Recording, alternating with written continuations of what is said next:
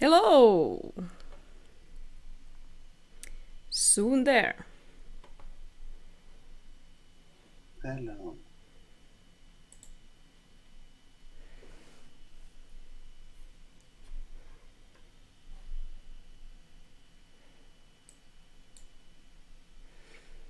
So, welcome everybody back to our Sad Games second online Jam for Games Now lecture series. My name is Anna-Kaisa Kultima and this is my host Ville Kankainen. Can you say hello? Hello. We are super excited to see the games and we are also super sad with these games. The topic has been really different from the games that we've done before. So hopefully we do have an expert for emotions in games with us today, the same face and the voice that we had in the kickoff session. So Elisa will join us in a short second. But yeah, what do we want to say? Ville, how are you doing? How was the jam for you? It was very interesting. There was lots of interesting games, and there was good discussion on our Discord forum also. And I liked the discussion and how positive people were and commenting each other's games and everything. So yeah, it was really. Good.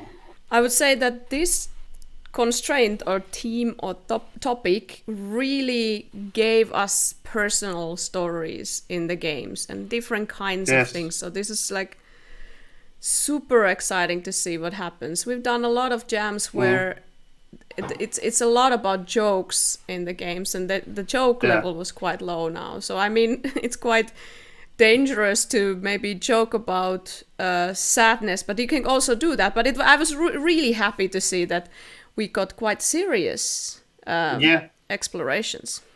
Yeah, even poetic. Yeah. Them through. So you can see that there is a cap on the head of Ville. So that is something that we will raffle at the end of the stream. So stay tuned. Not this exact cap. We have lots of them. Yeah, it's not the cap. It's not the cap that is on Ville's head, but they will be in wrappers and sent to those that are lucky. But anyway, so let's just get into the topic and just I'll just show this a little bit. So yeah, there is the cap, and then we also have stickers, and the topic was sad games. And let's bring Elisa in. So we'll see, where can I find that? Yeah, here we go. Hello, Elisa. Hello.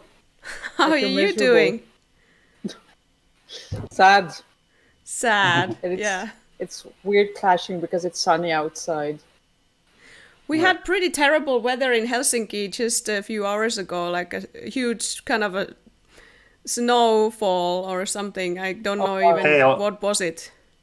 Hailing, yeah, here too. There were. In Tampere. Yeah, in Tampere there was hailstorm as well. Elisa, were you able to go outside and see what was the matter that we got from the sky? No, not quite. No, I am near Naantali at the sea, and it was gray most of the day. But right now it's really nice. But the wind, it looks like something ominous will arrive soon. It's like really strong. So we're actually in 3 different locations. I somehow assumed that you would be in Helsinki, but there's 3 locations now. Cool. Naantali is supposed to be a really sunny place. Okay. I'm excited. First time outside of Uusimaa. But now I feel sad all the time, so here we are. All right. So I'm just so happy, Elisa, that you were... It's so weird to talk about sadness with words such as happy. But I'm so grateful that we explored this topic. And could you kind of run us through a little bit, like as a summary, what was the constraints all about this time on this jam? So last week we talked all about sadness in games and the different manifestations, specifically what are the themes. So I guess we talk a lot more about thematic focuses than design constraints per se, but how very melodramatic games portray sadness or convey sadness. How games that make us sad often portray like very universal themes, which I had coined like givens of existence, because it's something most of us experience sometimes in our life. Then also how we can combine jokes and sadness, and how it can be even more hard-hitting that way. Games about crying itself, and then finally, and I think that one we also see nicely reflected in today's submissions, is what it's like to live and accept sadness. Yeah, so you had like these different categories also for the different kinds of sadness, and then there's tons of other ways to express sadness, of course, in games. So yeah, pretty fruitful the whole jam in itself. We got 16 game submissions, and I think that you selected 1, 2, 3, 4, 5, 6 or a bit more for us to play today. We've got 10. up to 10 depending on the time. Yeah. Okay. So maybe at that point, I just want to say, if we don't play your game today, it's we've had quite a few discussions before, because there are some very personal games where that involve lots of reading, and I highly recommend that you check them out and kind of read them at your own pace. They pretty much crushed me yesterday when I played through them, and kind of it felt like playing them on stream is maybe less exciting to watch, or maybe we might read too fast or too slow for your pace. So we feature some of those games, but not as much. But really do check them out, because those are among the most hard-hitting, soul-crushing games that we've got. Yeah. Yeah. I think like this time, like the jammers are really successful in capturing the theme and the constraint. So I'm really, really happy of the end results. Like, how do you feel like of the entire batch of 16 games, Ville and Elisa? How do you like, compared to perhaps other jams that you've been part of, or other kind of, I don't know, course activities, perhaps, if it's not a jam that you know? How do you feel like? Well, so I feel like all of the 16 submissions were very successful in making the player feel sad.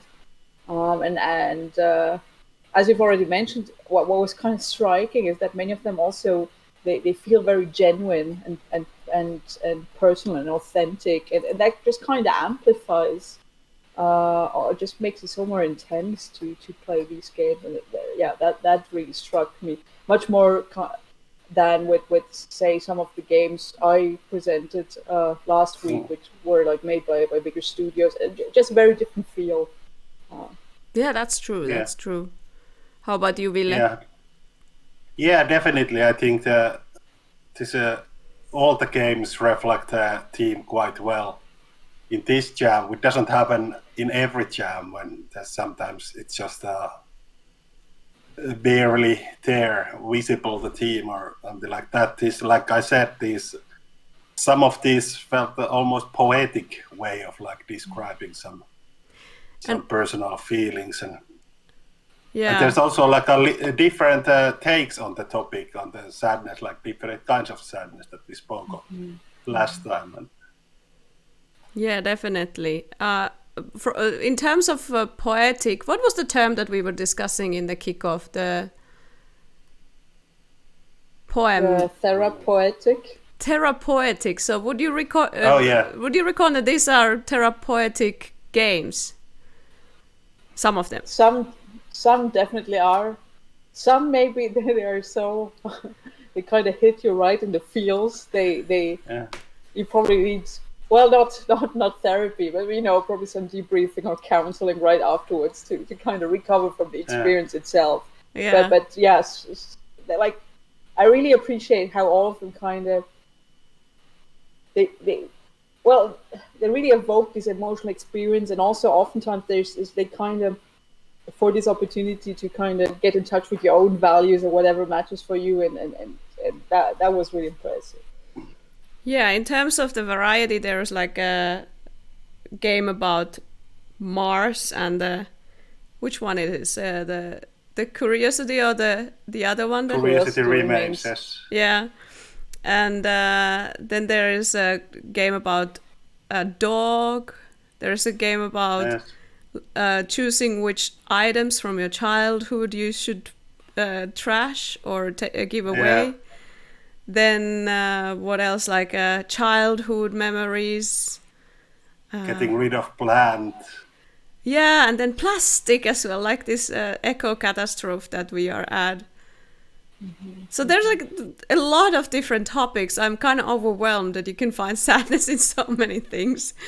So what do you think, how much the isolation has affected on this? Are we kind of more attuned for sadness, or is it just that we do have sadness inside that we haven't had a lot of chances to explore? So I think, sorry, Ville, go first. I'm not sure. Can I like maybe isolation affects this, but I'm not sure. Do I see it? I think it's sadness is such a personal feeling anyway, and I was thinking that maybe this online jam is a good way of actually covering the topic when lots of these are like a personal project. So. Or small team projects. Yeah. How, like, if in a physical jam, maybe you would not feel so secured or so safe that you could explore this. We've seen more serious ones in our previous games now, jams and other jams as well. But I think that this is like so much more easier when you're at home and in an online jam mode that you could do something more fragile. Mm-hmm. Yeah, catching that, because if it's local jam, then there's lots of other emotions that overrun, so it's maybe harder to catch these deep feelings. Yeah. All right. This enthusiasm and everything. Yes. Yeah. Do we want to start with some game that would fit to be the first one, or do you still want to share something or say kind of notes or comments? No, I'm happy to start with the first game. That kind of was. So I want to start with Listen, which was also kind of a surprising game. Let me just kind of prepare the screen share. Yes. Okay. Here we go. Listen, right. And that one was made with RenPy, the RenPy engine, and I was quite excited because that is one of the game engines I'm fairly familiar with using. So yeah, click anywhere to start the game, and here we see this note: avoid pressing anything else that might cause something funny with the game. So thanks, Marcus. So here we go, and I hope you hear the music and the sounds. And what is immediately striking, like for a RenPy game, like there's actual animations, and the animation quality is so nice, and with those text bubbles. So hi Joshua, it's me again. Finally got out of the bus. Where are you? So someone get in touch. It's raining cats and dogs out here. It's really cold. Yeah, it really sucks waiting for someone else, especially when it's raining so badly. Put on my raincoat. It wasn't raining when I left. Haha. Anyway, I'll wait you at the bus stop. Answer as soon as you can. Love you. So, there. She's text messaging. I think it's a she. I think on the game page on itch.io it does say that. And yeah, I mean now the animation quality for a RenPy game is just incredibly good. Yeah, it looks really smooth and nice. I love the character. Yeah. So this was a solo project, about 40 hours. Yeah. RenPy, Photoshop, and FL Studio were the tools. Yeah, And I recall that on Discord or somewhere, Marcus mentioned that he for the deadline he cut out like 90% of the content that he had planned or he was working on. So we've got like a very bare bones, but also a very contained experience here. Yeah. And so yeah, this is actually the extent, at least as far as I know, of Listen. I've had it yesterday, had it running for an hour in the background. But in a way, because nothing else happens, it made it even sadder. Because, I mean, many of us have been in a situation where we're kind of waiting for someone we really care about, and maybe it's not reciprocal. And the music and the rain and kind of this, oh yeah, I can really picture how it's cold and damp outside and just waiting for a life sign, even just a text message or something, and nothing comes. You just kind of you're exposed to your own doubts and fears and sadness, and there's something really devastating about this. And I was just impressed how with just a bit of animation, bit of text, how impactful Listen is. And so I'm really curious to see. I really hope that Marcus will follow up and implement the rest of the 90% he had in mind, and I'm really curious to see what he comes up with. Yeah, but, I'm looking forward to this having a little bit of continuation. But I also like the fact that when Elisa, you've been trying with an hour on the background, this kind of one of your examples were the game that runs like 300 something days. I can't remember the name. The Longing. So it's like I don't think that we should be afraid of, like, we see games as this kind of a high action everything right now here type of medium or media, and I think that we shouldn't be afraid of having a bit more of these poetic moments where nothing happens or that you have to wait. So I could see definitely that the character would have this kind of a thought bubbles, for instance, about the insecurities, and that would be so impactful. And also I got this idea like this music playing on the background, and maybe the game could be such that you can leave it on the background, and when something happens then the music changes and you can come to see on the screen like that would be awesome. A ride or something. That would be great game. Or there could be a text message sound, for instance, coming in. Yes, exactly. I was waiting for that, and what was so devastating is like, oh gosh, I know that situation. Like when you wait for the message, you wait if there's the sound of the phone or something, it's incredible how emotional things can be with kind of very limited resources. But Yeah, so Marcus is in the chat and is thanking for the feedback and saying that there will be a continuation. Nice. So we're looking forward to this then. I am both looking forward and already feeling miserable for the full experience. All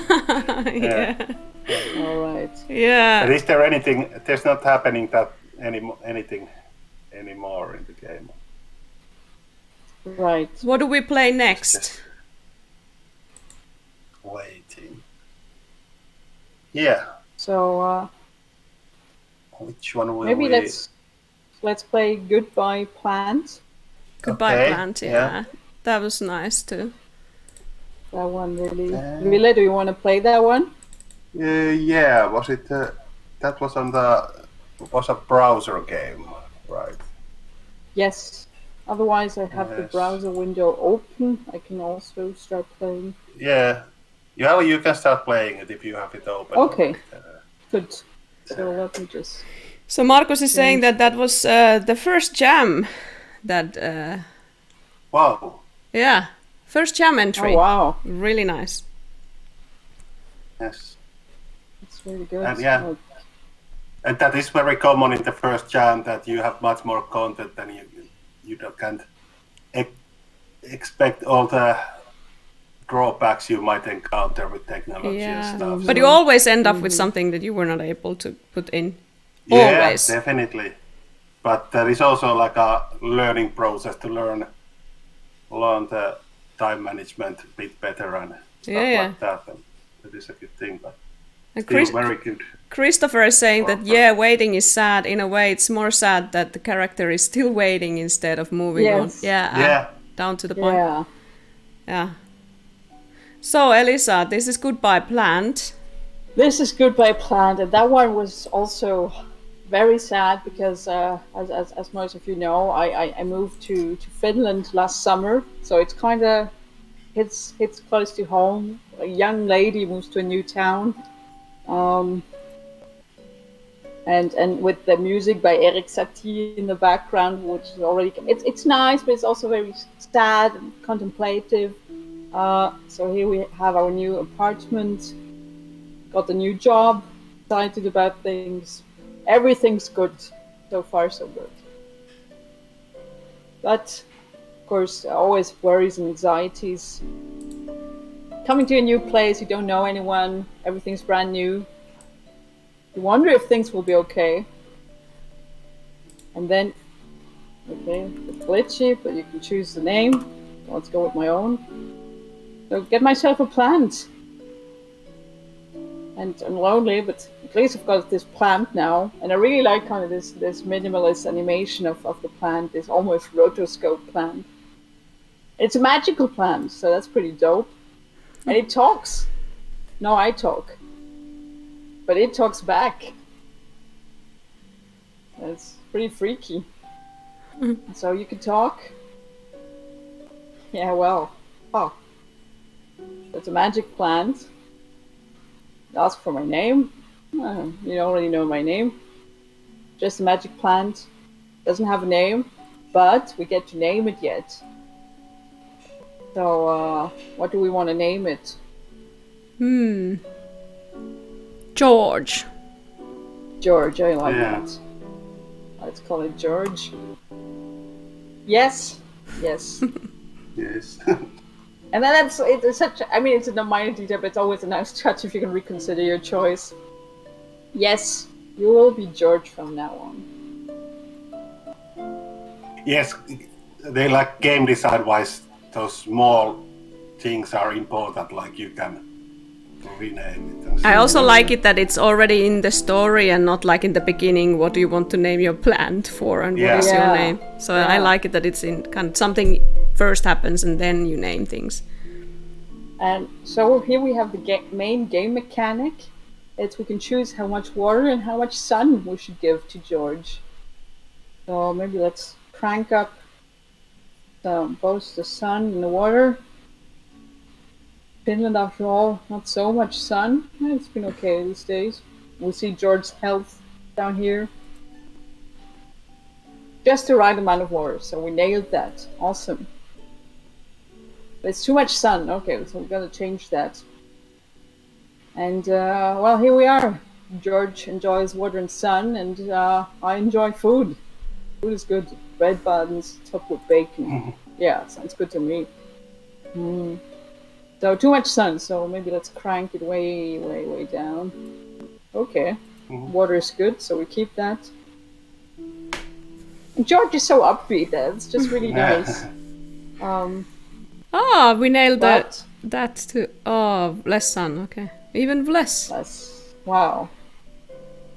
And we see, like, even though we're pretty close to where things should be, just George's health keeps deteriorating. Oh. And just the right amount of water. Okay. How about just the right amount of sun? Excellent. Yeah. So all is good. All is good. Somehow with all this music and everything, it feels quite sad when it, hello, my great friend, or what did it say? So it feels kind of... Yeah, just a tiny bit of that you are alone or new in the city, that is kind of a emotional state. And then you're just working with your plant. Mm-hmm. And so, and it's nice. So it's got it's now because of the streaming, it's a bit laggy, but we've got these nice dialogue scenes where we kind of really see how the plant offers emotional support for me here. So thank you, George. And it's true, I do miss my hometown quite often. Oh well, for sure. Oh, that's depressing. Yeah. The story is very universal, yeah. Yeah. But, so, I mean, let's be horrible right now, just for the sake of the stream. I took things very seriously when I first played the game. Oh, he is so upbeat and so nice. Yeah. I feel so bad doing this to George. Yeah, and that is exactly like which makes you feel even more bad when he's still upbeat, not getting angry. Yeah, and so you see, so George took a bit greater hit on his health, and we'll just for now keep doing this. So if you kind of nail the water and the sun, and it changes, it keeps changing. So you can't just once you have the good amount, you can't just stick to that. So yeah, things are not looking good. But so I'm kind of hurrying along here, and you see, like the color is changing. George's color is changing. He's kind of slowly wilting away, but he always keeps this upbeat personality. Wants a bit of more water. Or a smidge more water. So it's nice. So in the dialogue, there's actually the hints of how much you should change things. Oh yeah. I like the simplicity of the game. Totally. Let's be really nasty here. Oh no! Bit more sun. I wish the plant could talk like this. I don't have any house plants for this reason. Yeah, same here. And what's really sad, so now George's health dropped to 0. So George isn't feeling too good. And just to say so, I mean, I've hurried things along, but if you can make it kind of stretch and keep George alive as long as possible, you get more of those very personal dialogues, these conversations with George, and they're really well written, and there's something very resonant about it. So this was made by Frances Calzetta, and the development time is estimated to be only 10 hours. That sounds really short, but yeah, a lot of writing. Yeah. Solip is in the chat saying that I am now staring at my house plants. Yes. Yeah. And what makes this so difficult is this inevitable, like it's unavoidable. You can't evade it. It's sometimes plants die, and even now, kind of in his dying words, George is still always nice, always positive. So heavy. Oh, it's so sad. Yeah, I've killed so many plants. I feel so guilty now. And then I have to throw George away. Like a little bit grotesque, like.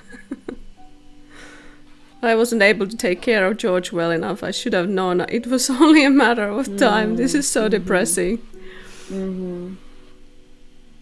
Everything I touch just doesn't work out. There will never be another plan but George. Yeah. And what's really interesting, what I thought was a really interesting touch was in the end there's this counter of how many days did George survive. And when I first played the game, I made it to 29 days. Wow. So I like soon I want to take aside some time and see like how long can I stretch it and how many more conversations with George can I unlock, basically. But yeah, really, really well done. Yeah.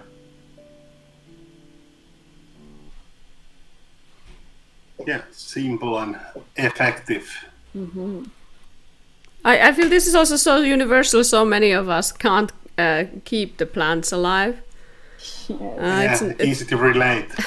It's not super universal knowledge of how to be a green thumb, so to speak. I would love to have more plants, but it makes me so unhappy when I kind of kill them. So this is just so universal. Like we can detect that sadness, that it's not obviously nice to throw a plant away because you reflect that you didn't take care of it. Yeah. And I think much of the sadness there comes from the kindness of the plant. Oh yeah. So kind of that is definitely effective. That's true. I mean, maybe this could be on a website of a plant organization or something. Yeah. It's like the loneliness game, where at the end there is the awareness snippet. So this could say that in order to keep your plants alive as long as possible, maybe for decades even, go to this site and kind of, you know. I don't know if that would be the place for it, but it's a really nice poem of keeping something alive. So would this be in the category of accepting the sadness? Definitely there's accepting and kind of living not just with sadness but you know, maybe a disappointment to yourself, as we see kind of from the dialogue where Elisa here blames herself that she shouldn't take care of any other plants. But also kind of the givens of existence, unfortunately losing people and beings that we care about is part of life, and it's a sad part of life, but you know, it's just really impressive with a few simple measures how the game manages to, well, you get the sense, as Wille said, the sense of companionship with the plant. And I hope, especially it's such a minor detail, but that it always says, okay, the plant enjoys food, water and sun, and you enjoy your food. So it's got this everyday feeling, this everyday companionship, and I think that just really kind of makes it even more sad once things go down. And there is also this like a hint of depression or something, like I can't even keep my plants alive, so I shouldn't be doing even that, and can't do anything. It makes you also wonder what happens with Elisa at the end of like what's going on after George's death. Like, will there be another plant, or will be there just loneliness? So I can't even start thinking what happens next. Like, this is just the game strongly implies there will never be another plant with George. And Elisa will stay lonely, which is horrible. I mean, on the flip side, imagine Elisa would get more plants, and it would always happen because it's inevitable, and she can't do better. I mean, that would make Elisa some sort of magical plant mass murderer, and that would be more horrible than sad, I guess. Yeah. One more plant. Then I'm good to go. Next week I'll get friends, but this week I'll get a plant. Yeah. All right. What do we want to play next? Let's play Belonging. Sounds good. I'm starting it now, and let's go. Yeah, that one also has the music and the gameplay are so well orchestrated together, so really look out for that. I don't know how we survived this stream. These are just so depressing.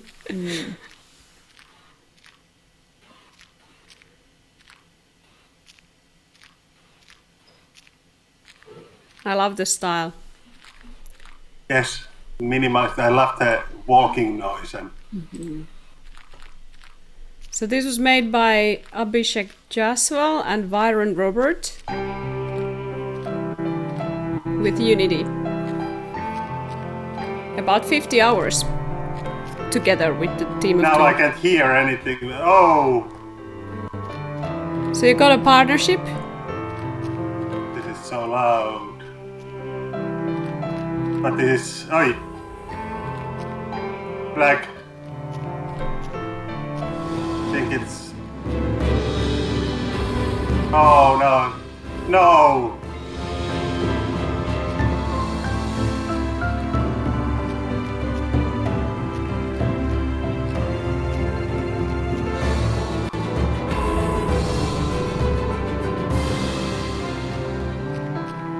So now they are separated, but synchronized. Running against time.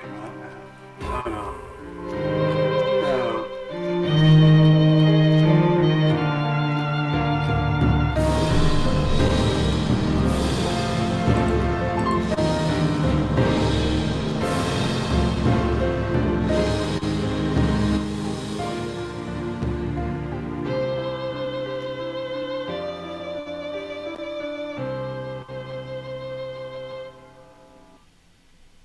That was...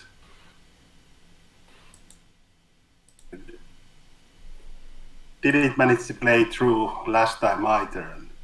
Yeah. I think it's So it's what a is the beautiful game ending about? This way. Hmm? What is the game about?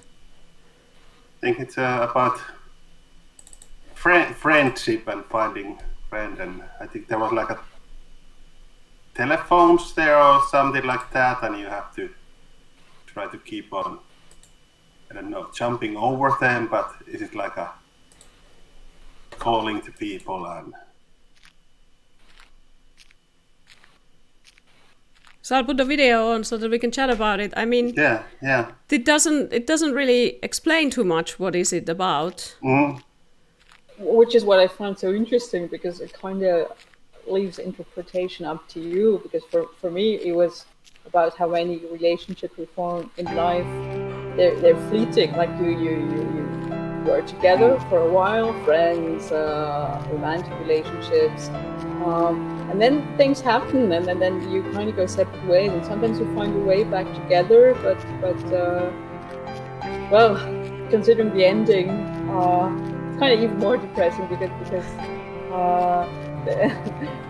or at least my interpretation of the game is so after a while there are obstacles that you cannot avoid, so you will lose eventually, and it kind of feels like some obstacles are so insurmountable to your relationships to other people that they will wreck your relationship, or like lead to separation, and this is just really depressing. I'm really curious if Abhishek is in the chat. Like, what was his intention kind of with the message of the game? Yeah, he commented that overcoming obstacles in relationships was the idea. And definitely, the relationship aspect comes there. Obstacles, so like a calling to other person, maybe a time and that kind of obstacles. Then there are the crowds of people in the between, and I just it makes me wonder what happens with that. Is it just that because there in the video there is at some point, well, probably this is played by Abhishek himself, that when the developer plays the game it becomes easy, but for us others they're usually just difficult. But there is a hand, for instance, at some point. So it's like some kind of opposition from the crowds. And there's ears, like listening symbols, so you have to maybe avoid hearing rumors or something like that. And there's like I like the way that how this is like a metaphorical game. And as far as I understood, it always ends up in there's like an endless runner type of thing, perhaps. So it always ends up in a separation. Is that true? I think so. I was not good enough at the game myself to get as far repeatedly. Yeah, and then the simple things like going to your knees, and then the kind of the what is the kind of separation of the three colors, chromatic something effect. So this kind of going to your knees, and you're like, oh, everything is lost. So yeah. Sad. There comes the belonging, and maybe it's all about like remembering the past relationship and the travel, but like the journey you do together. I also enjoy that this feels like it doesn't happen in our kind of country or in this kind of environment, but it happens elsewhere in another country or in another reality, maybe like a slightly tribal sense of things.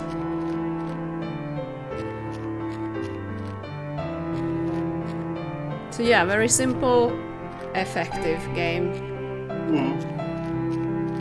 Yeah, the sounds too much like first just the walking sound and then the music starts. Yeah. Right, so which category would that be, Elisa, like closest to? Good question. I mean, there's definitely with these themes of loss and separation, that's a givens of existence,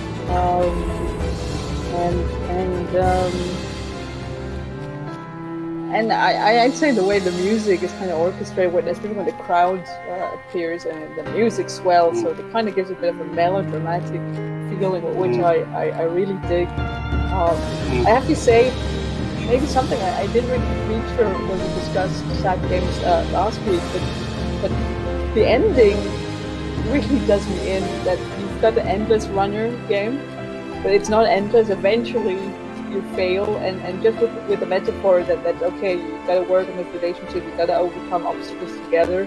But this always ends on a bad ending, or on the relationship breaking and have the obstacles that. We should have a new category for games that are outright depressing. Right. Yeah. But I don't know, is it always like a sad ending, because all relationships do end, at least when the people die or something like that, and relationships do come to an end, so maybe it's not in that sense. Yeah, I wonder if one ending, if you're really skilled enough, would be the death of the other person. And you would again just mourn that. Because sometimes when you break up, you feel like a small death. It's like you're losing that person from your life. But still, and anyway, yeah, like with the simple graphics, and it's end on the open plane again, so you can kind of like feel like starting a new journey there. And then again, like it's in that kind of sense, like an endless runner that you need the time for belonging, mourning, and everything, and then you can start again. So Christopher Lundberg in the chat is saying the crowd looks really creepy. I first thought that it was some kind of a cult, but it makes sense that it's other people, like relatives and friends, that put pressures on the relationship. Yeah, and maybe like society's expectations, maybe your relationship is not conventional, and you still try to avoid the obstacles, and then people would say like, no. So it's a little bit Romeo and Julia type of thing, perhaps, that somebody's opposing your relationship. There's so many things that you can read from this, because it's so kind of metaphorical and perhaps abstract. So vagueness in it to afford there's interpretation, or openness. Yeah. So what do we play next? So how about we play 90s Shoebox? Yeah. That's one really hit close to home.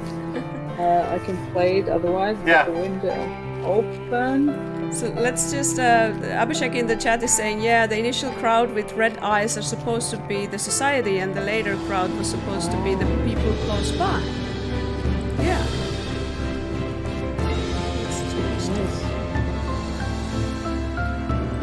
Yeah, and I think Abhishek said in Discord Jana, that this was inspired by some of the game from our first stream.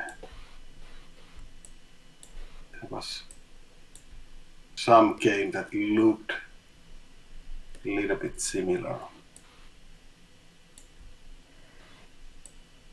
So Elisa, can you get the game in the full screen mode? Yes. Somehow. Yikes. Oops. Oh. F.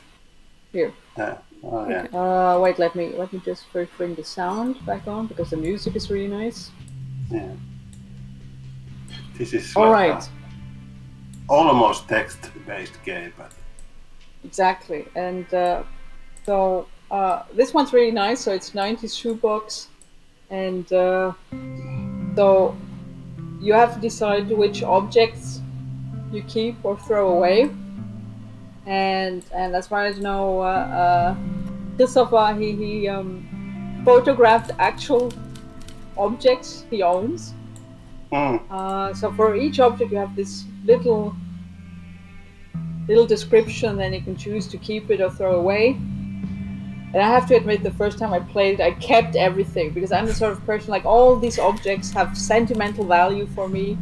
They are associated with memories, and throwing away just feels wrong. I don't. They're too closely intertwined with the memories. I love the stories like this. Like objects have stories, and that's why they have. There's difficulty to throw them away. Mm-hmm. And then you can also choose to throw them away. And you can always, what I like, you can always go back and reconsider. That is something that always happens when you try to throw away something, and then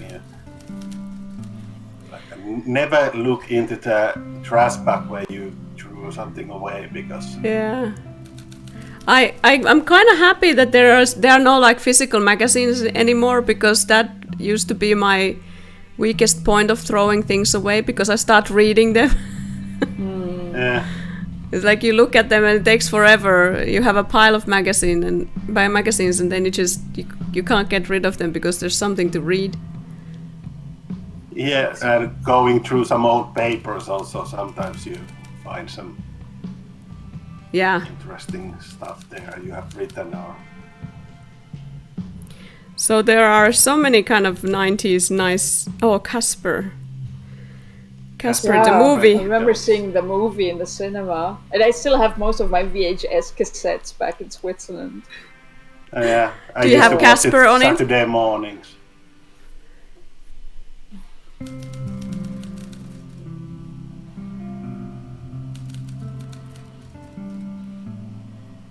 So, but plushies are good. Yeah. And Pokemon cards, I still have mine somewhere. Yeah. Leo Kremcher just came to the stream and said that from the first frame I can see that I can tell that's a really sad game. Yeah. So I love that this is a little bit like, this is not like a losing your like a family member or boyfriend or a girlfriend, but it's actual items that have sentimental value. So I like that there is this in the collection as well. Oh, there's a DIY spider.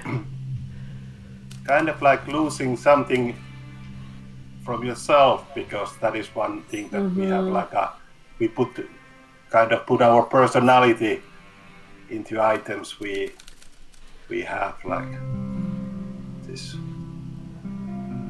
expanded self. That's used in sociology. Yeah, and then sociology, yes. Yeah, and then it's really amazing kind of twist in the end to the task of completing. These were all of the items. and it's like really, really dark humor here that Christopher, hopefully this won't happen, but that he caught the coronavirus shortly after completing the game. And then there's this lottery where you get a chance to receive one of the items that you decide to keep. And this here is the code, which is just kind of the number of the items you decided to keep. But this was so funny. It kind of it kind of broke the tension of oh no, all these items with memories to give away, and but it's part of life. I mean, it's not as you said, Annika. It's not like you lose a person or a pet. It's objects, and I mean the memories, they stay even if you don't own the object anymore. So I thought this humorous plot twist was kind of really cool. Yeah. Then again, you can start thinking that, oh, do I really want some of those because the story is so important, and you consider if to keep or throw them away based on the story, but then you don't have personal value for them at all. Yeah, and you can always go back. Yeah. And then throw everything away, like, no. Yeah, that it breaks into reality. It's not just a story anymore. So there's an actual person, and there is a timestamp with COVID even. And what is really nice, and I have to admit, I only noticed it right now. So for every object, there's additional text, and I completely overlooked that the first time I played the game. But so there's even more like personal backstory there, and that's just really nice. This also is very trendy because of like KonMari trend. Oh yeah. And I like in KonMari, I like the fact that since it's not like this Western idea of mass consuming, that you kind of every single object has a soul, so to speak. It you know, if you watch the kind of I don't know how far in Netflix series of KonMari TV show, they actually explain that there is the religious background. Is it Shinto or which one of Shinto, those? Yeah, where they believe that every single object has a soul or kind of this existence. So in the series, you take an item and then you thank the item of the service or whatever, and then put it away. So this has a similar kind of ritual that you are considering. You remember the stories, or someone else can read the stories, and then you can maybe let go of the items.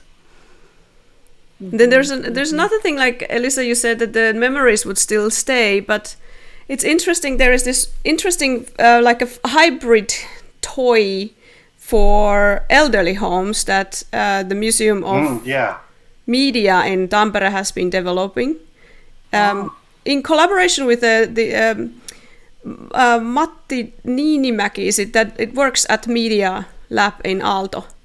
So the table is a table with items, wooden items, and you put them into a middle of the table where there is like a RFID reader and a tag, and then you hear an audio. So for the elderly people that might have a little bit dementia type of problems, they can sit next to the table and they can listen to the audio of their childhood or youth. Like a tractor sound. The sounds that don't necessarily happen anymore in this environment. So it's like a sauna is still happening, but things like that, like when you throw water to the stove in the sauna, so that they can then tell stories then. So the actual touching of the objects and hearing the sounds will activate memories. And it's so much more difficult to work with the patients without any physical reminders of those things around them. So I find it really interesting how when you keep the item, you also kind of keep the memory. So when you get rid of the item, you are actually in jeopardy to lose the memory too. Yeah, definitely. That is also something like considering this trend of having physical music, CDs or like a vinyl record, but how much memories there are attached to those CDs and everything. You could have it at a digital format, but Yeah, but touching a record is also like taking it out of the sleeve like a vinyl. And then if you were part of the vinyl life, at our home we only had cassettes, but like cassettes. So we didn't have vinyls, but I'm sure that the whole kind of the smells and everything in a physical object can trigger something that is impossible with an image. Image can already bring a lot of memories, but it's very interesting how the mind works. And then again, like nowadays, like I'm often buying vinyls from festivals or gigs or something, and then it takes you back to that moment as well. And so there's lots of interesting like other aesthetics than visual aesthetics also in games. You can have this tangible feeling and it's also super interesting. I think that there was this one TV documentary about memory.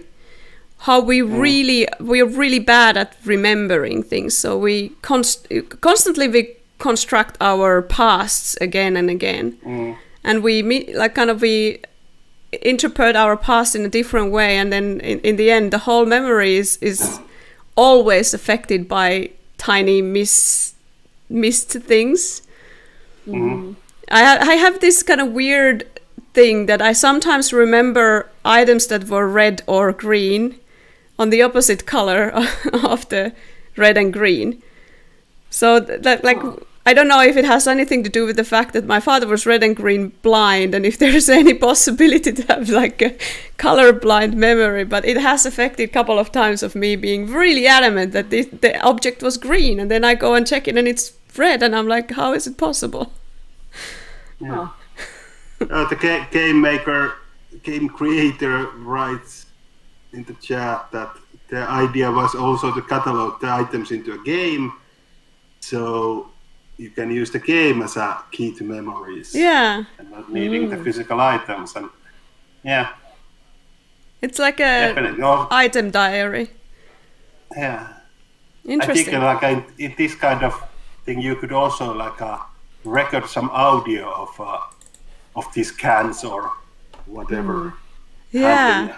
Sounds or something that could be interesting aspect as well. Indeed. What do we want to play next? What would be Man's Best Friend would be. Oh, the title already sounds sad. Yeah, I can play that one. Just let's. The Man's Best Friend. Yes, Man's Best Friend. So that game is also about items. Yeah. You can see my screen already. Yes. Yes. Well, let's put this a little bit lower.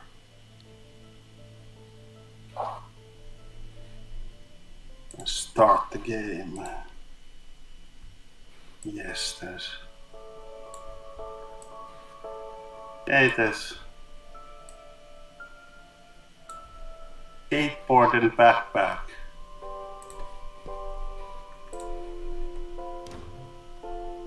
This is tutorial. So the game's name is Man's Best Friend, and it was made by Justus Pousi. And the development time was estimated as 22 hours. Yeah. And there's a long list of tools and resources, so you can read them on the itch.io page. And you're playing a dog here, yes. Yeah. But it was made with Unity. Yeah. Is this like a ghost of a dog or? Yeah, so I mean, yeah. Or dog's memories, and I tried it earlier, but this seems quite difficult game in the end.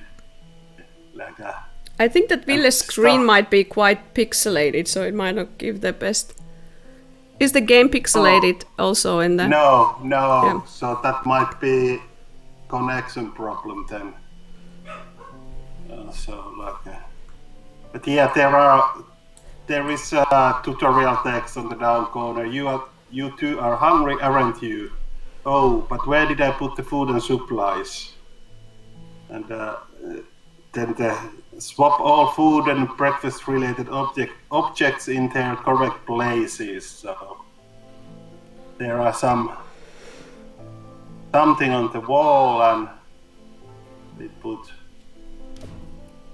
Now that was the first one.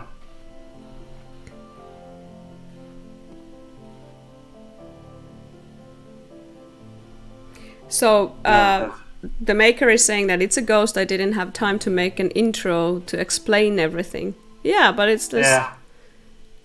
I think that it would be nice also to realize that later, so you don't have to necessarily explain it. Mm-hmm, mm-hmm. Yeah, definitely. Hey, now I put the TV correct place, but I don't know. You don't get any points out of that. So Elisa, As Ville said, it's. I mean, the player character is a transparent dog, and then once you look around, like with the first scene, it's not quite obvious because the dog is behind the door frame and kind of jumping towards his owner. But then then you see, okay, the dog is always in the scene, but you're this transparent dog, and I think that already, or for me, like realize, oh my gosh, I'm playing the ghost of the dog. Yeah. And so even as I was trying to figure out what was going on, what I had to do, there's this premonition. Well, this will end eventually. This will have an unhappy ending. And I think that an intro or like more explanatory text is not even really necessary there, because I think if you realize it yourself as a player, it's more intense. It's even sadder coming to this realization. Yeah. Yeah. Well, it's a trick that is used in some movies of the 2000 or the what is it called, the Zero Decade. Like that you realize that there is a twist at the end, that you were playing as a dog, and then you realize that the dog is dead. Yeah. Mm-hmm. But this was how far I got, and now I have no clue. I have like a 3 out of 5, but I don't know. What should I do? Next, like, there's nothing related to breakfast anymore that wasn't in it. Or food. So the creator is saying that good to see that the game has some kind of effect. When playtesting myself, I got so used to it. It's hard to say if it is working. And it's the magic of playtesting. I mean, to see other people play it, and then you can't really capture the game experience by yourself after developing it for a few days even.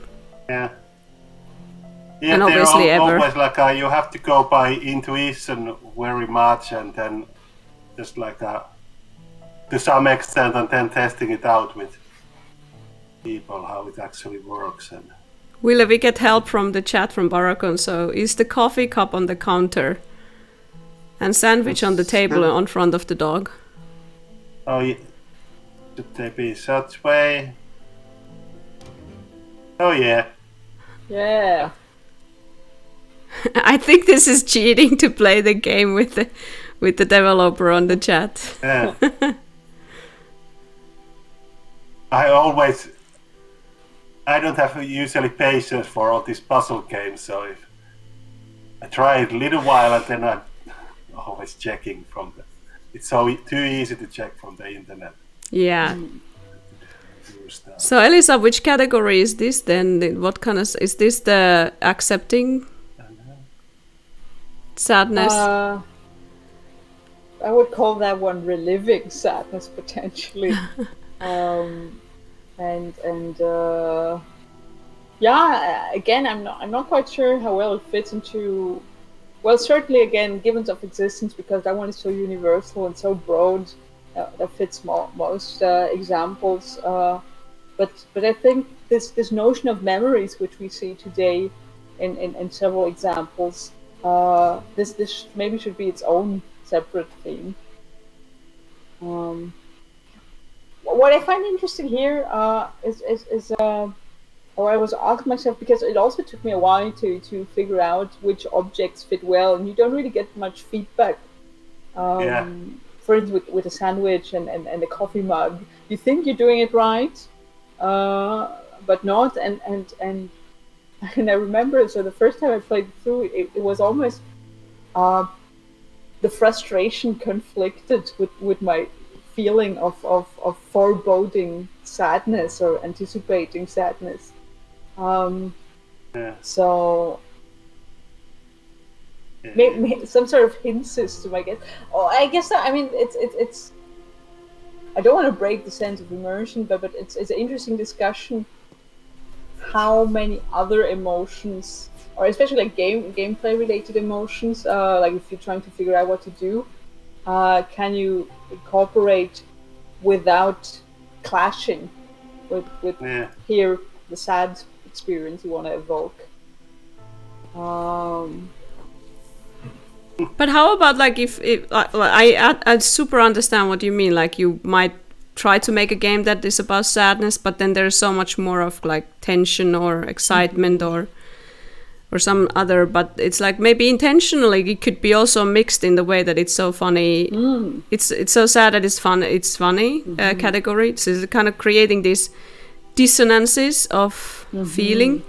Because sometimes if you think about like a real life mourning, is that even though you lost a parent or something and the whole world continues and you have to continue in a way too, and then there might be other emotions that kind of feel even wrong or relief because you can feel something else than sadness in between. So I don't know, it could be also in the game, so they don't have to be downright depressive and one emotion only, but like even like a loss of a loved one, that there could be sequences or kind of different happenings in between, and you would laugh like a crazy. I mean, that would be very much more realistic perhaps. And maybe you would feel numbness or I don't know, different kinds of emotions with the whole sadness in itself as well. I don't know what the research says. Like Elisa, maybe you can open up a bit of that too. The mixture of the emotions in these kind of things. Like a blend or a trajectory, I guess, of different emotions that follow each other. I guess here I'm especially worried because Ville sounds increasingly like he's running out of patience in trying to figure out what goes where. Yeah. What could be there on the corner? So is the point of replacing things to get the right memories activated, or?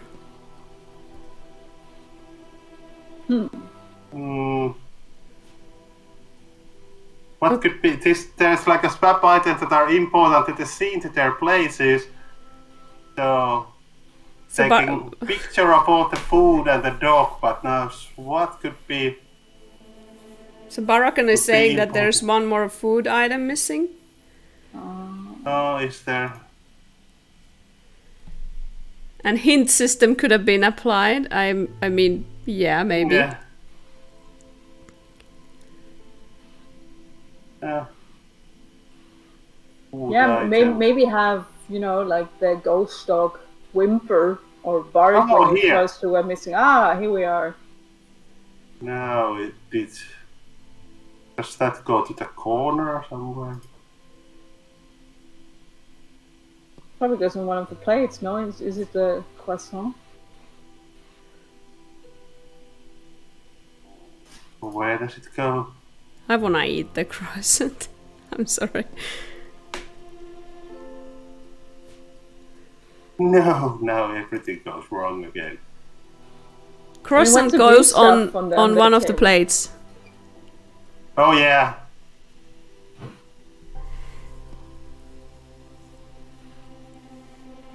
Croissant.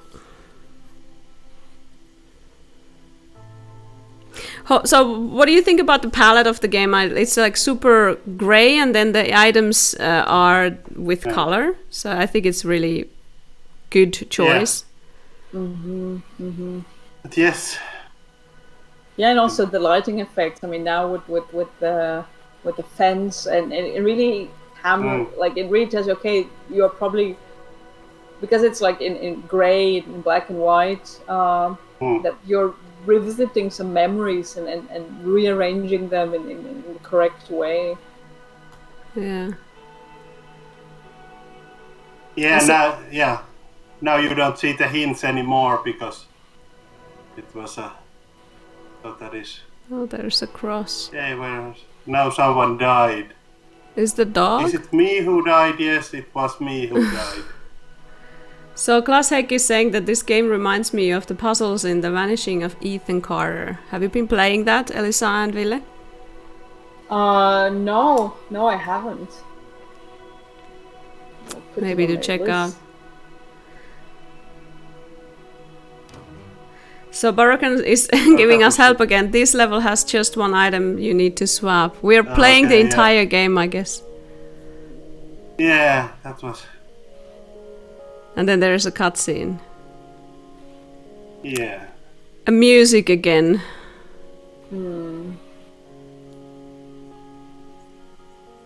So dark inside, but there's autumn. Oh, now person is a ghost as well. Or memory. Yeah, it's so sad. I also have a dog. She's 10 years old, and I just, try to get my head to understand that it will come to an end. Yeah. Oh, there's a comment that the concept of memory that is frozen in time was inspired by Obra Dinn. Oh. Yeah, I just got that game. I haven't played it yet, but yeah, it looks awesome and definitely. Okay. Oh, that's so depressing. I don't want to think about the dog Yeah. too much. What do we want to play next? So, I was thinking of Blinding Lights, but well, it'll continue being depressing. yeah, maybe something not that depressing. Not as depressing. Yeah. Well, Ville, maybe let's play Curiosity Remains. Yeah. That one's really interesting and different. Very interesting and a little bit different atmosphere though. All right. Sadness, but Which one of you? Is it again Ville who plays? yeah, I will play it. All right, here it comes. The name of the game. Oops, it does collide with my. Let's have a little bit of.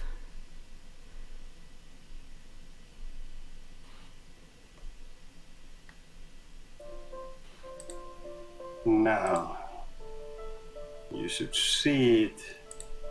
Curiosity Remains, a tale of opportunity.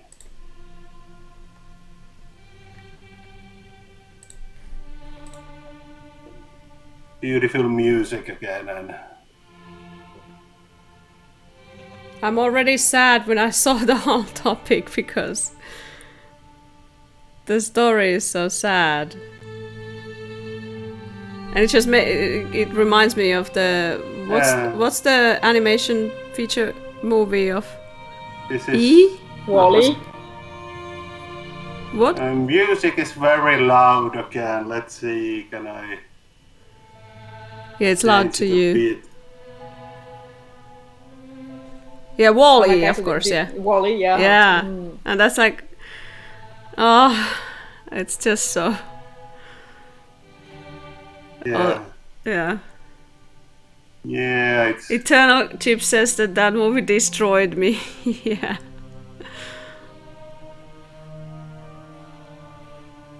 Yeah, oh my god, like small, cute robots. Yeah. You can change the point of view, and it was nice how the tutorial was on the environment. So this game was made by Exka, so Henry. Henri Sarasvirta, and then there's a thank for Alpaca for the game idea. So this was made with Unity with HDRP. And then there's a mission materials of the rover by NASA. So I like this kind of a use. I don't know what the rocks are, like DNG-dev. I don't know what's that from. And the music is from Ultimate Game Music Collection.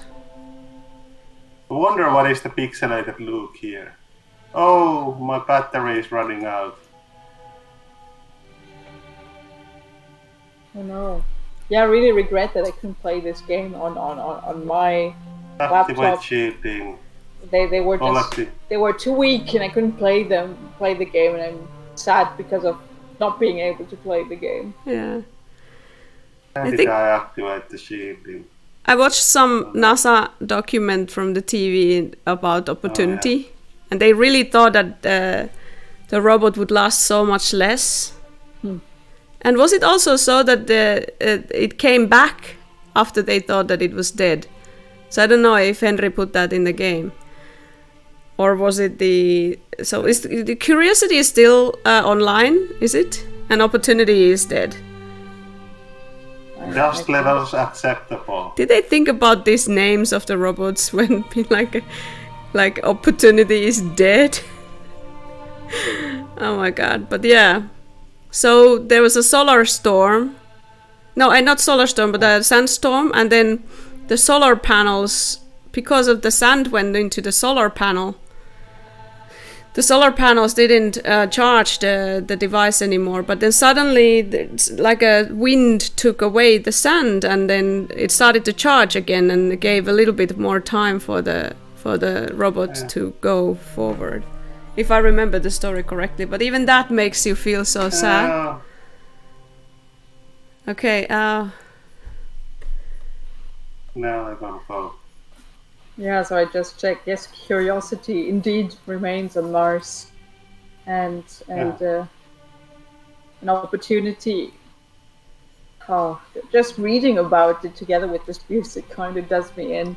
That NASA officials declared Opportunity mission complete after it had failed to respond to over 1,000 signals. So it's kind of like, You can find another rover in the game also. This is like very much something from Space Odyssey, kind of. Yeah. This sentence at the end is so powerful. My battery is low and it's getting dark. Oh my god. Please don't say that. The sentence is like a... What did it say? What did Hal say in Space Odyssey, like? But it's similar kind of very dramatic effect. So yeah, what do we want to say about? I'll put the video on here. So what do we want to say about the game and the sadness in it? Elisa, what category is this?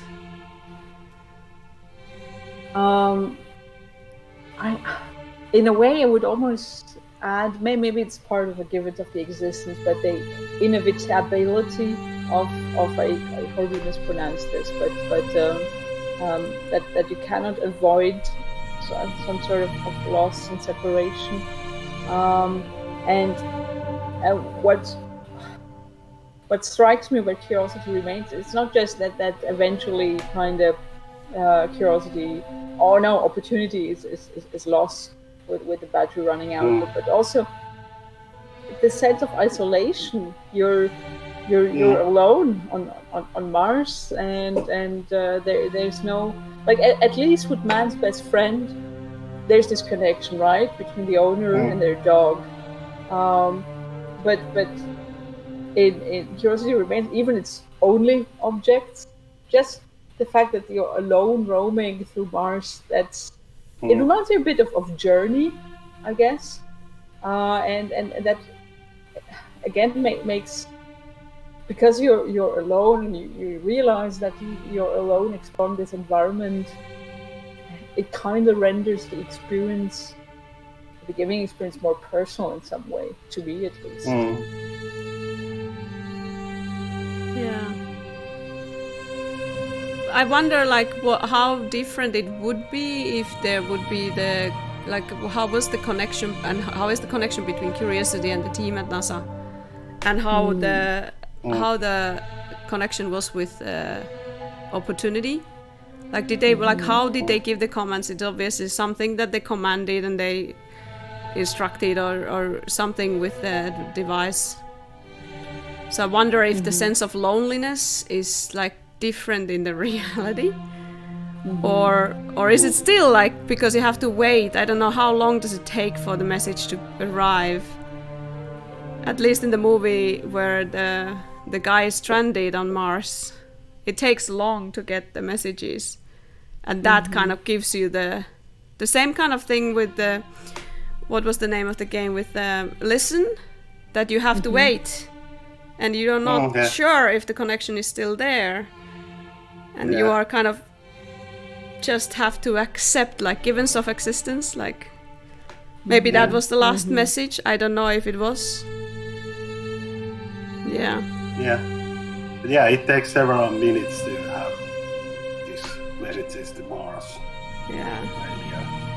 So Klaus Heikki said that sentence alone puts tears in my eyes.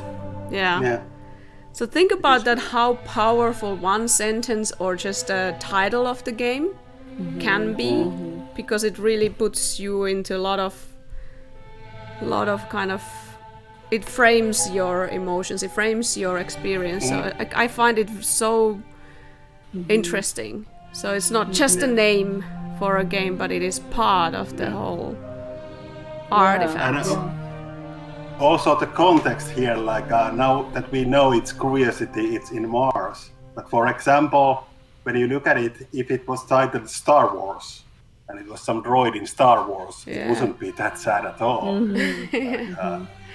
Even if it was the same, but you would expect there like a Luke Skywalker to come up there. Something. I mean, Curiosity remains, but Opportunity. Which way was it? I completely forget. Curiosity remains. It is the tale of the Opportunity. So I mean, we know what happened to the Opportunity, and we can feel that it's still there and it's dead. And when I saw the documentary, I was thinking, like, what if Opportunity would just wake up once more? I mean, the similar thing when you lose a person and they die, and you're like maybe kind of a little bit of suspecting that maybe they are not dead. Like, what is death? Death anyway. So for instance, when my father died and I saw the body, this is very kind of maybe too much details, but I could swear my mother felt the same, that the body was still breathing, and that was completely not possible. But your mind is projecting that maybe they're not dead. Maybe they would still wake up. So kind of the sense of hope that the death is not there yet. So it also comes with the robots, like Opportunity. Exka comments on the chat that it still can if someone swipes the dust and goes there with that charger to give the initial electricity. Oh, right. Maybe they have next rover that could go there. Has a dust but then again, thingy. But then again, they want to put those in different parts of the Mars to cover as much as possible. Maybe there could be this kind of a crowdsourced project that sends a dust viper to save Opportunity. Pay billions just to send dust vipers to Mars. Or Matt Damon. Matt Damon will be sent there to dust it off. All right, we had a comment from Eternal Chips that you people are evil. Why would you give us the power of creating content that destroys people by telling us to make sad games? Yeah. Elisa, explain yourself. Well, first of all, I would argue in a horrible way there's something weirdly enjoyable about playing games that make us feel sad. because often it's experiences, or at least the emotional experience that we can relate to. Even like, I mean, I will probably never be on Mars and interact with space drones and space robots, but still there's something just very resonant about this, and I personally just really enjoy that. Well, I'm also the sort of person who easily cries during movies, and I enjoy that. And I guess the other thing is so Anna-Kaisa, you mentioned that I unfortunately I forgot who it was, but on Discord said that the Sad Games game jam was also meaningful. Yeah. But I think it in a way, these games, and especially creating these games, well, it makes us think, it makes us reflect. It maybe also teaches something us about ourselves, like what is important to us. Or even like with the 90s shoebox game, I'm returning to that because that, is just so close to my heart, I guess. Like what objects mean for us and the memories and all these things. And it's even in those times of isolation, we don't necessarily, like we try to keep our minds busy, we play games, we work, take care of our families, but we never kind of stop and think about all these things. And playing these games gives us the opportunity to kind of come to these small but meaningful realizations. Yeah. And why would not the games be that? Because literature does that, and movies, all the other media does that. So why wouldn't games have that position in our lives as well? I think that early days that we talked about games is that they're just escapistic tools from the harsh realities. That has been contested a lot, of course. They have a lot to do with reality. But like or funny things, or just lighthearted and childish things, or power fantasies. I mean, there is so much that we can do with games. It's not really that. So I really enjoy this. That is actually very interesting, like some form of art or entertainment majors and start to deal with more serious on these sad topics and such, and then it's more considered more as art than just entertainment. Like when comic books have or comics have been majoring, and nowadays there can be very, very, very much valued comics, and not just like these funny strips and everything. And same thing happening with games. The most valued books are usually very tragic or so on. But I guess, like, for instance, the Curiosity Remains game, it's not downright depressive. It's also very cute. No. So I mean, I don't think that every single great art piece has to be like this very depressive and tragic thing. But it sometimes it feels like that in order to create meaning that touches enough people for them to value that, you would have to be like super hard and not to be cute, for instance. I think that our generation perhaps enjoys the animations of Pixar. So it's like Up in the Air. Was it Up? No, Up. Up, yeah. Yeah, Up in the Air is the other movie. Up. And then, for instance, Wall-E, that has this kind of sentimental, nice things, but they're still very cute or considered maybe a bit childish. Or the animations from Ghibli, they might have this blueness in them. Many of them have eco catastrophe or some kind of like realization of the limits of the humans. But they are still really kind of on this area of cute and approachable things. So I personally dislike that the whole art thing should somehow be super hard. That the cuteness or beauty, because we live that type of art scene era. Maybe Klaus Heikki could comment on that. The things of beauty are not respected in the same way they used to be maybe in other movements. Yeah.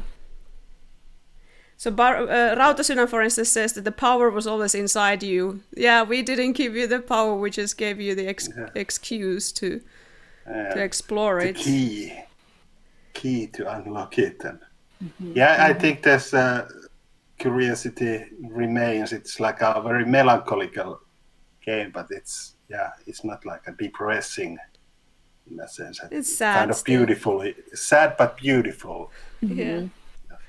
Gothic atmosphere there even. Nicotine, not sure if I pronounced the handle right, but sadness and emotions are in general, if you put them in games, you make boosts up the you will boost the experience. Yeah.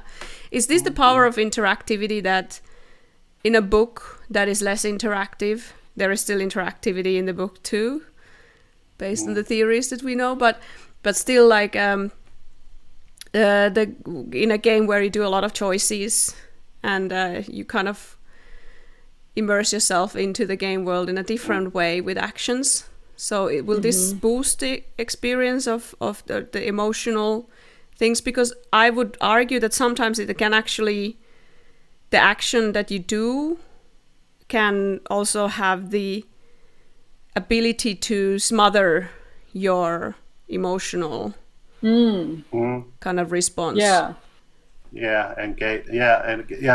thinking like in a book there's lots of interaction with your imagination and everything, that there's lots of stuff you can do in that sense, and then when you have lots of visuals in a game, you lose part of that part, but then having these emotions brings some other elements. Yeah, and also, so I mean, it's a two-edged sword, right? I always have to think about the first time I played Final Fantasy VII, so when it first came out on the PS1, and then pretty far along the game, there's this world-threatening meteor hanging over the world map, and you see it hanging over the world map, but there are all these side quests you can do, and it will always hang there. It will wait for you until you want to go fight the final boss. And even though like the music and everything, it's very ominous, it's very atmospheric, like it has the potential to really draw you in and emotionally give you that sense of urgency, like, oh gosh, shit will hit the fan really soon and we need to do something. But let's go to the amusement park in the game. It just really clashes, I think, with the atmosphere in some way that I guess the designers had in mind. But then again, interactivity in games, I think it can be more powerful because players, in a way, take ownership of their actions and their decisions. So that gives it a way more personal feel than watching movies and you just see characters do stuff. Also, you can stop the time. So if the game is not like fast paced, you have a possibility to define your own pace. Well, the same thing in a way with the books, of course, but movies not so. You don't pause. I don't know. Maybe some people pause the movie like after every scene. It's like, what happened? And you might go back and forward, but it's not maybe the typical way of watching the movies. And I do this because nowadays we don't go to the theater. But yeah, in the theater, obviously, you can't pause the movie. It's like, everybody, stop.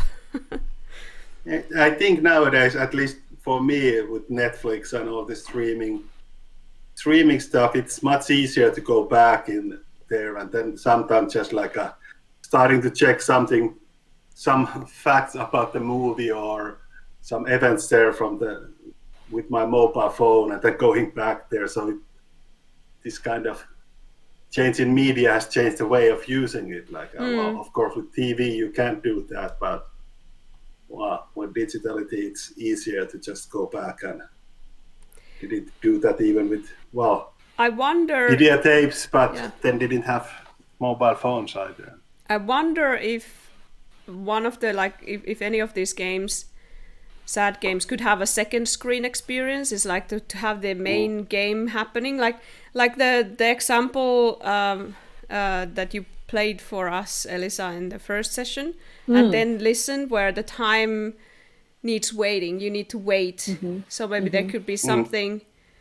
Maybe the messages could come to your actual phone, so there would be an app that is synchronized with the PC thing. And it's like, I miss this kind of multi-device experiences. At some point they had some experiments like with Apple Watch, and and those kind of things, but they haven't been so popular that, or I don't know, lucrative in business wise that there would be more of those, but I still kind of miss it. It can be very difficult to get the audience when people don't have these devices. Right. But as a kind of, if there's more and more games, maybe on the trajectory of, I don't know, walking simulators, that kind of slow games, like ultra slow games that last for a year, that maybe also borrow from the live ops type of thinking, that games are live and they change within a time. So I wonder if there could be these kind of interesting things that could happen to your devices, that you play something else on your Switch and then on your mobile phone and then on the screen. So it would be more like a pervasive games type of a experience. That reminds me, I at Kai last year, unfortunately I forgot who the keynote speaker was, but she was talking about this robot she had at home. So this toy robot, but it was discontinued. They discontinued the support. So one day it was just kind of doing a fine little dance, and then it just shut down forever. And they knew this would happen, but yeah, kind of like if you had this robot and then also the game, and then those are kind of links. I could really, gosh, it makes me really gloomy just thinking about it. Yeah, all the opportunities of our fantastical and fictional things to be more live in a way, because they're part of, like, that's what the pervasive games are all about, of course, that they mix the reality with the fiction.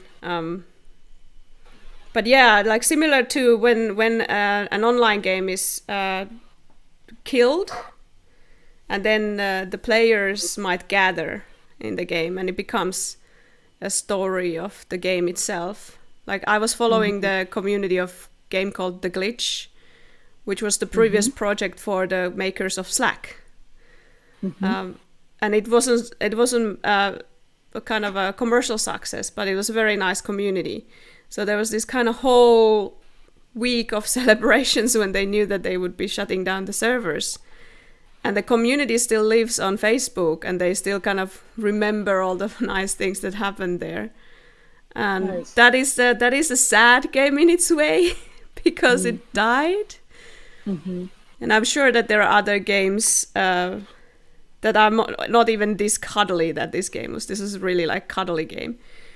But there are other MMOs that have died, and maybe people still they kind of remember them, and now they become part of this like a sad experience, even in a way, the loss of a game. Yeah, and then the community that comes with it in a way. One thing I was wondering, Ville, did you get to play Plastic Cult? Because unfortunately, I couldn't get it to run. And yeah, I got it. So Plastic Cult, but I didn't understand much how to play the game. So do we have one more game to play, or more than one? More than one. Okay, let's go. Well, we can, yeah. I want to quickly show Depress, but if Ville can get Plastic Cult to yes, run, that would be great. Yeah, I can. Because that one has a really neat mechanic from what I've seen with the reverse idle game mechanics. Yeah, I can. So what is the name of the game? Plastic Cult. Oh, right, yeah. It has very violent audio.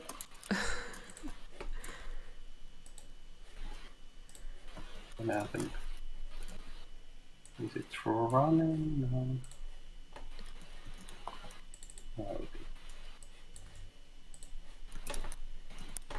Okay, so here we go. But there's no audio. But it was so kind of dramatic, I think. Was there an audio? Do I remember correctly? I don't remember. Was there an audio in the video then? Maybe, but... Yeah.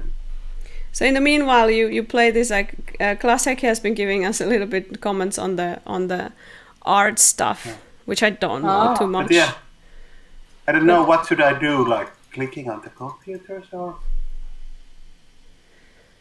So this game is called Plastic Cult, and it's made by, let's see, team of 5 people. So Eero Kurne, Mikko Honkanen, Isra Rab, Mago Dakol, and Vyran Robert. And it's been done with Unreal. Yeah. And I don't understand this at all. Is it just me? I don't know what to do.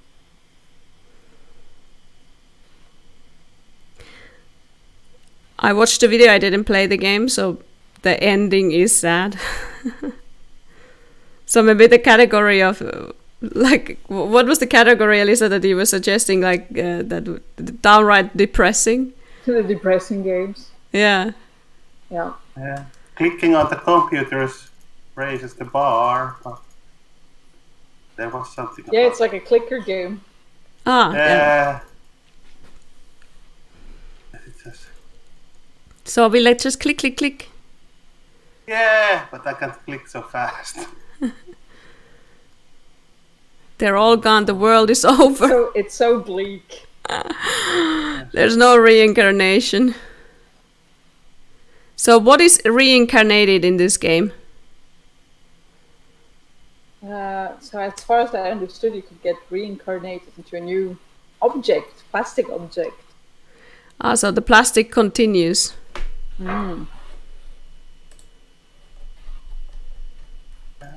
there an...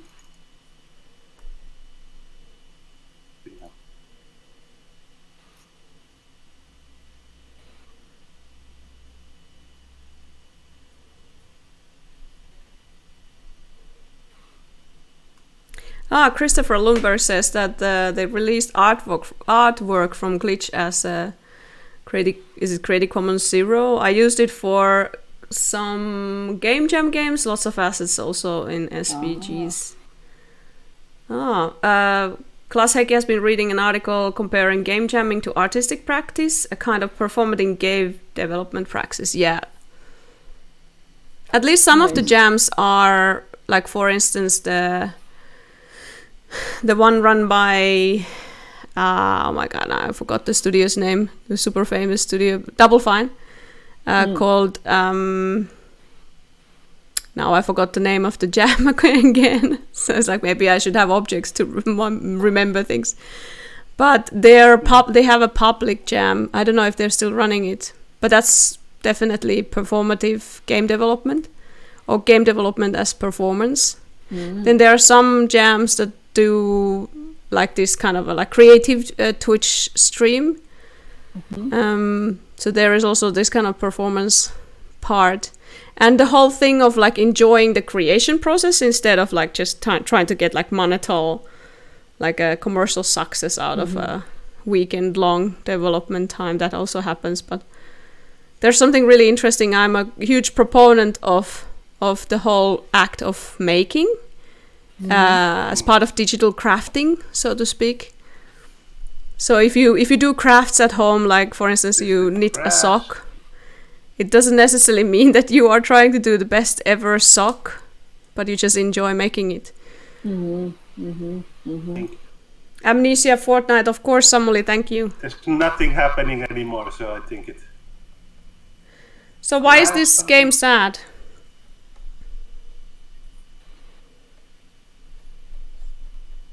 Well, as the priest says, what's the point? Well, I'm not sure, so I didn't get to play the game myself, but I kind of dig the what seems like the futility of it all, and also that you need to keep that bar high to continue playing. Yeah. I like the little bit tilted perspective, which brings this. It not brings sadness, but this cult thing. It's a little bit tilted, twisted. Yeah, I like the style also of the characters. So should we go to the next game so that we can? Yes, last time we went half an hour over. Right. So this is the last game I suggest for today. I had it open in the background now for a while, and the music is kind of reminds me a bit of when I was a teenager, kind of like emo style teenager. So this is Depressed, and so as you see, help yourself. So and all you do is run and jump. So let's try and help ourselves. So here's our character. And you see all those platforms with those messages. So where's the light now? And I missed it. And it's so empty. Wall after wall. When does this end? Now? And I find this so interesting with this ominous wall chasing after you. Yeah. A wall of, sometimes would be called. Oh no! And if you don't collect enough stuff, it catches you. So, so I interpreted this that we're kind of trying to, well, not run away, but overcome your depression. And it's. I never got quite far enough. Where's the light now? Where's the light now? Oh gosh! Yeah, I like how tiny the character is. It's like yes. I think like some of those signs actually make it move faster. The fog. Oh, okay. Maybe if you are like pondering too dark thoughts, then maybe I'm not sure. Yes, that's a good point. How to end this misery? So what if you just try to? No.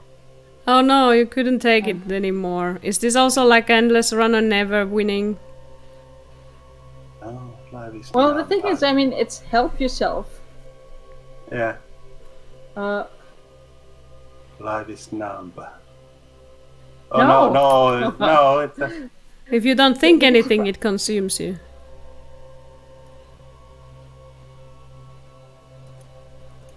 how to end this misery.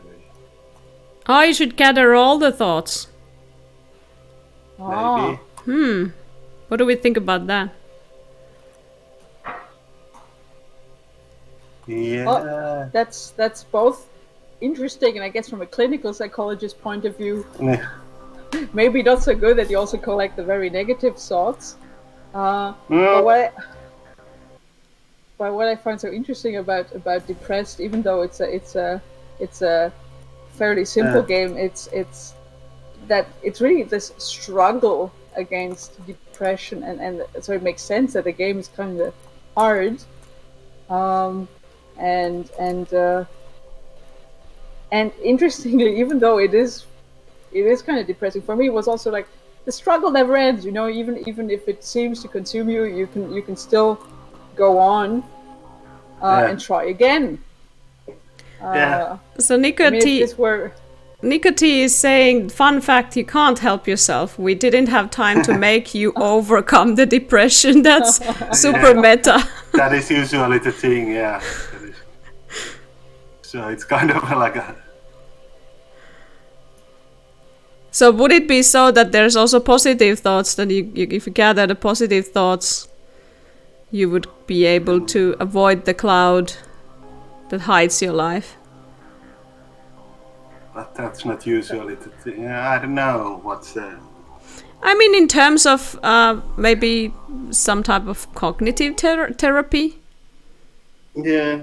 Someone else, like please usually talk. It's about like accepting also the negative thoughts and like Right, yeah. this type of thing, that it's normal life to have these bad feelings and everything, and it shouldn't let overcome you and deal with those and this kind of stuff. But yeah, this was a different kind of take on this topic. Yeah. Did you still want to show a little bit of Blinding Lights? No, because that one is also very depressing. Oh, yeah. So we'll leave it. Yes. So it's now 2 hours of depression for us in the stream, and we'll leave it to the people to play the rest of the games. I mean, they are very good. Like I'm so surprised that this topic was so kind of affording for a game jam setting. I thought that maybe it's not that easy to do that in a game jam. and it was successful. Yeah, it's like I resent you guys a bit for how good you were at creating those games, because now I feel like I need to sit in a corner and mope until I can kind of find my way out again. Yeah. So the evilness came to yourself, came back to you in a way. Exactly, full circle. Full circle, yeah. Yeah, it's I was really impressed, and that also tells a lot about the medium that we're working with. And it is a little bit interesting how little we kind of see this happening. I mean, obviously, much easier mentally to create funny things than to create depression. A lot of the game developers like also battling with depression, so maybe not that best thing to do is to kind of dwell in that. Samuli Askeläinen is saying in chat that average game quality of this jam was higher than usual. Really impressed on these games. Yes. Kuroni Jani says great games in this jam. Barokon said I like themes like this. Exploring other emotions too might be a nice idea. And Eternal Chips is saying this was a super fun experience. Yeah. I mean, super fun. Maybe not the expression that I would use, but like super satisfying, at least for me. I feel this is really good. Funny games next time. Yes. Yeah. Yes, please. Overly happy games. Yeah, like super cheerful. Yeah, but I think like in the what is the study that we aimed in Finland, like the happiest country, which is always such a fun joke. Yep.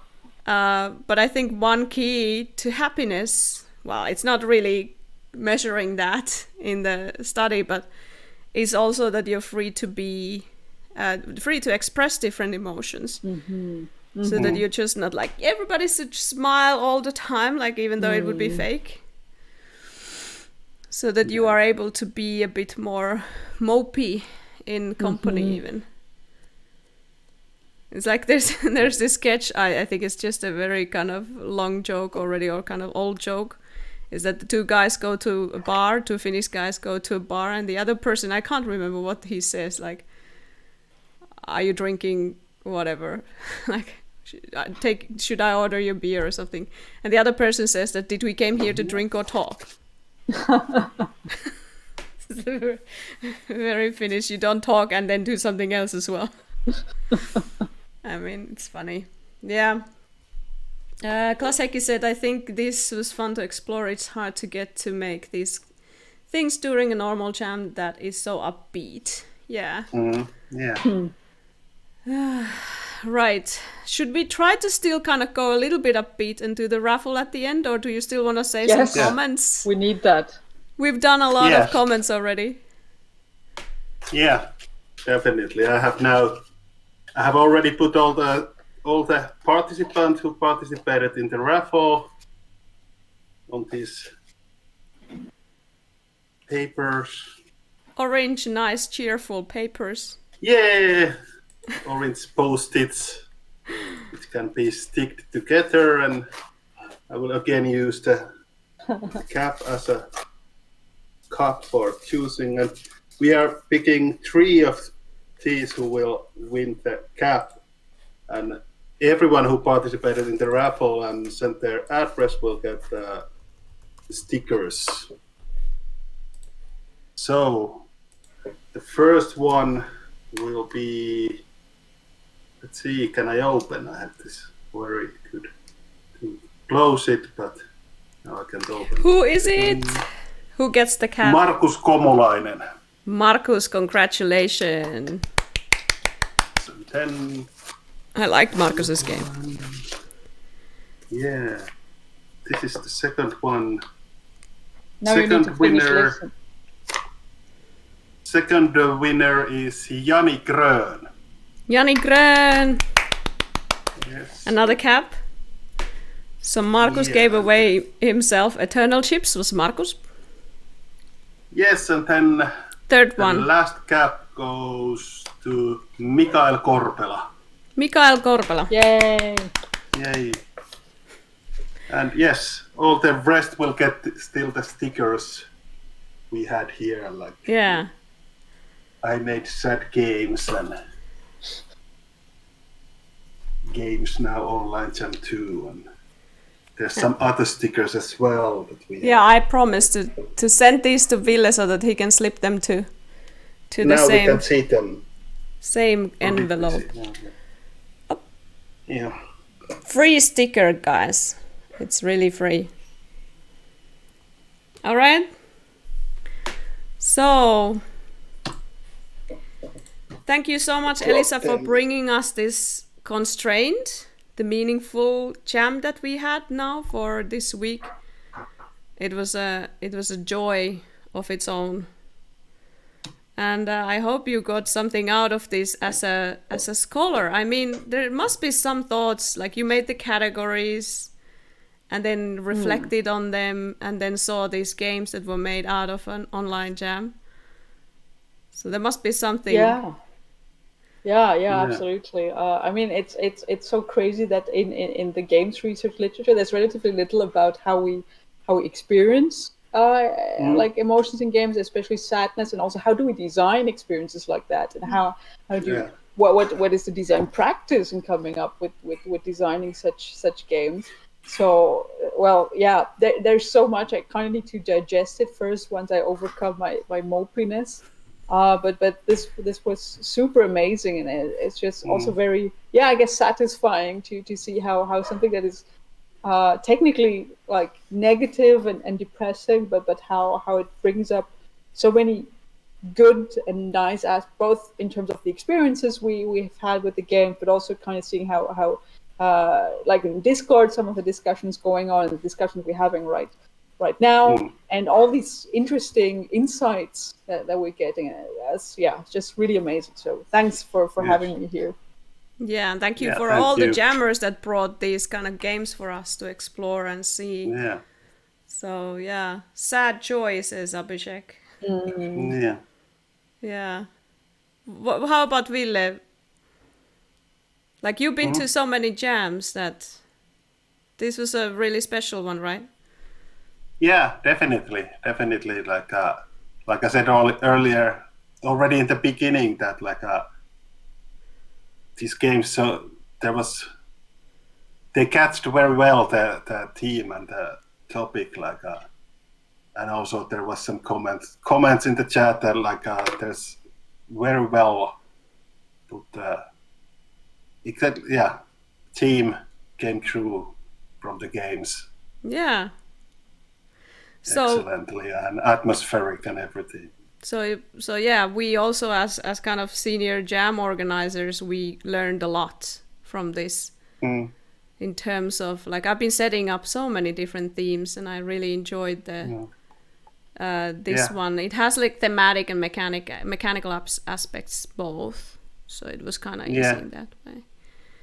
But we're gonna go for a summer break, and then after the summer, Ville will continue with the online jams, at least one, maybe two, and Ville, you will try to make a board game jam. Is that true? Yeah, analog game jam. Let's see how that comes up with like an online game jam with analog games, board games and such. So of course there are like lots of options to use. Also make digital board games or digital versions, but that would be very interesting to see how that works out. Indeed, and, almost all of our jams. Some very interesting guests as well to talk about like board game design and this kind of stuff. Yeah. Oftentimes when we talk about game design or game research, we own the whole concept of games into the digital world. And that's like super bad. And only kind of recent years, maybe 5 recent years, there were more like hybrid games. And only this kind of connection from the toy world or board game world into digital has brought that a little bit closer to us. But board game is doing better than ever, right? Yeah, they are doing better than ever, and like much of this thing is happening in online anyways, like online communities and stuff like that, which are like driving the golden age of tabletop gaming in general. Like lots of like online tools as well for Dungeons and Dragons, so which is like a surprising how popular it is nowadays, like role-playing game and everything. So very interesting times. And we hope to come out of the isolation so that we could play face to face. But in the meanwhile, I've seen a lot of people sharing in their Facebook or social media how they play. You know, for instance, tabletop role-playing games together. I think that they've done that before because people don't live in the same cities, but they still have the campaign running. Yeah. So it's gonna be interesting. There's lots of discussion in tabletop gaming groups online, like how to do this, and role-playing game communities also, like which are the best tools and how do people do stuff. What I would love to see is that you all jammers would come back, and maybe some of you would take the theme of the sad games also to the analog or tabletop games. I mean, is there that much emotional kind of or sad games in board games? I don't really know, but a lot of them do seem to me to be about domination or strategy. So I would love to play more of the analog side of the emotional experiences as well. Yeah, there are, but it's quite different kind of media for in every way. So without further ado, maybe this is the time for us to go back to our mobbing situations and just alone together, continue the isolation and enjoy other online jams as well. There's tons of jams for you to take part of, and we're really happy to be able to provide you these 2 jams. First about the tutorials and the second about sad games. And this encourages us to keep the online jams as part of the Games Now series, because I think that we can go so much more deeper into the topics by kind of having the lecture and then the design exercise in between, which is like for all of us, and then the reflection of the game. So it really deepens the whole kind of phenomenon. Obviously, you can't do that with everything. Like if it's about business, you don't jam a game company in a week. Maybe you could. But thank you everybody, and thank you specifically to Elisa, and good luck for Ville. And I think we'll sign off.